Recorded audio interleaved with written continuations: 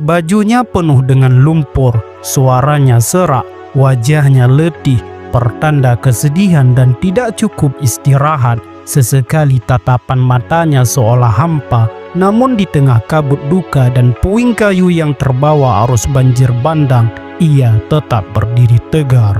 Sejak hari pertama bencana melanda, ia memilih berada di garis terdepan, menyusuri jalan-jalan terputus, memeriksa jembatan roboh, dan menenangi rakyatnya yang kehilangan keluarga, dan mengantarkan bantuan ke titik yang terisolasi. Tidak ada rombongan besar, tidak ada set kamera untuk pencitraan. Muallim hadir sebagaimana adanya, sederhana, gelisah, dan ingin memastikan seluruh warganya selamat. Muallim layak menjadi bahan pembelajaran tentang bagaimana seharusnya seorang pemimpin bergerak dalam situasi krisis. Apa yang dilakukan Muallim adalah bentuk kepemimpinan yang jarang muncul di era modern, ketika pemimpin lebih sering menunggu laporan ketimbang melihat langsung kondisi rakyatnya. Gaya kepemimpinan ini sebagai kepemimpinan yang turun ke bumi, karena hadirnya pemimpin bukan sekadar simbolik, melainkan instrumen penting untuk membaca realita bencana secara akurat. Lantas, siapa sebenarnya sosok Muallim dan bagaimana perjalanan hidupnya sebelum menjadi gubernur Aceh?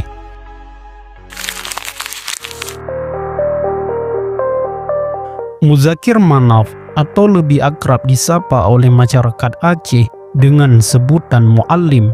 Panggilan ini tidak sembarangan. Pada masa konflik Aceh, gelar Muallim disematkan kepada seseorang yang memiliki pengetahuan tinggi tentang ilmu kemiliteran, yang memiliki kemampuan untuk melatih pasukannya.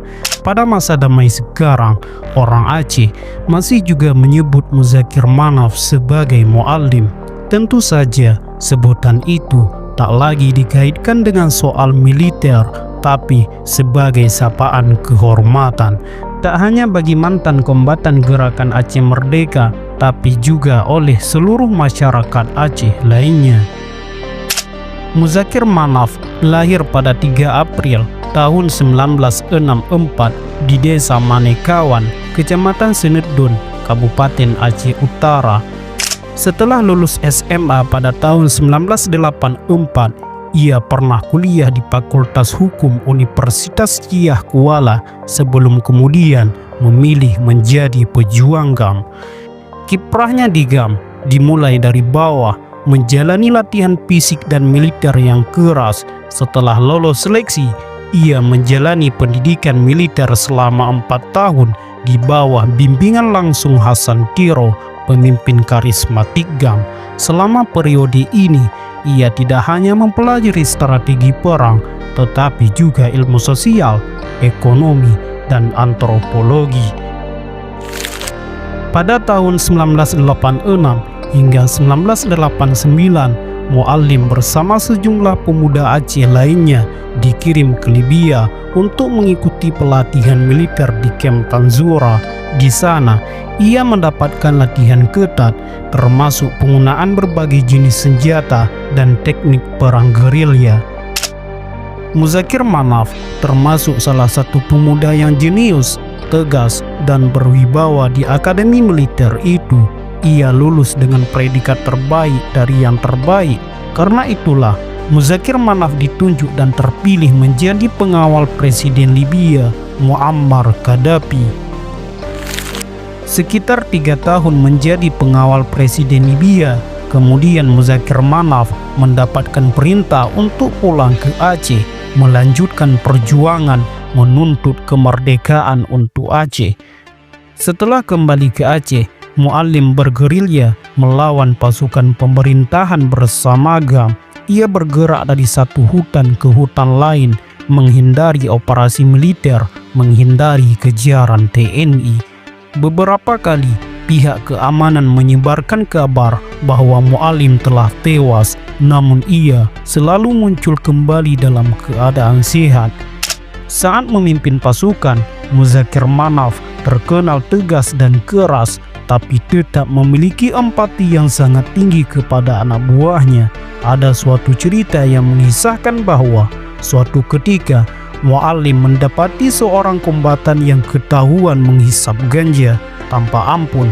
Anggota pasukannya itu langsung dipecatnya. Muallim mulai memegang kendali pasukan besar ketika dia ditunjuk sebagai Panglima Wilayah Paseh pada tahun 1998. Kemudian tahun 2002 Muzakir Manaf diangkat menjadi Panglima GAM menggantikan Tengku Abdullah Syafi'i yang meninggal dunia karena tertembak pasukan TNI. Dia menjadi Panglima GAM termuda. Posisi ini kemudian dijabatnya hingga kesepakatan damai antara GAM dan pemerintah Indonesia di Helsinki pada tahun 2005. Kemudian pada bulan Desember tahun 2004 terjadi bencana alam maha dahsyat di Aceh.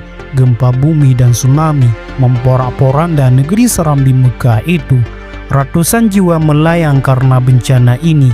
Ketika itu Aceh masih dalam status daerah konflik, tapi gempa dan tsunami telah menggugah kesadaran GAM dan pemerintah RI untuk duduk merendah dalam satu meja perundingan.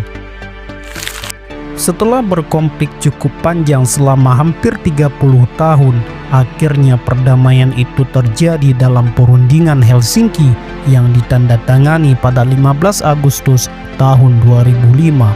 Pasca MOU Helsinki, sayap militer GAM dibubarkan dan kemudian dibentuk KPA, Komite Peralihan Aceh, sebagai wadah transisi mantan kombatan GAM ke masyarakat Aceh sipil biasa. Muallim lah yang kemudian ditunjuk memimpin Komite Peralihan Aceh itu hingga saat ini. Pada bulan Desember di tahun yang sama, Muzakir Manaf muncul ke hadapan publik secara resmi. Ini adalah pertama kalinya dia muncul terang-terangan. Dia cuma menyampaikan pernyataan singkat dalam konferensi pers yang berlangsung hanya 5 menit itu. Nampaknya saat itu Muallim masih menjaga kemisteriusannya setelah bertahun-tahun bergerilya di hutan-hutan Aceh. Kemudian pada tahun 2007, para mantan kombatan GAM mendirikan partai lokal bernama Partai Aceh.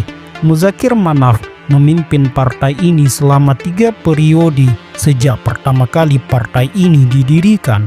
Tahun 2012, dia mencalonkan diri sebagai calon wakil gubernur berpasangan dengan tokoh GAM, Dr. Randus Zaini Abdullah sebagai gubernurnya. Pasangan tersebut memenangkan pilkada itu. Muallim kemudian dilantik sebagai wakil gubernur pada tanggal 4 Juni tahun 2012. Kemudian pada tahun 2017, dia kembali mencalonkan diri dalam pilkada Aceh, kali ini sebagai gubernur, tapi dia dikalahkan oleh Irwandi Yusuf.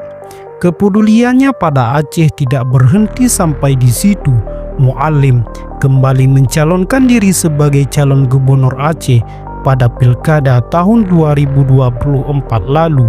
Kali ini dia menang sebagai gubernur Aceh untuk periode 2024 sampai 2029 setelah mengalahkan Bustami Hamzah.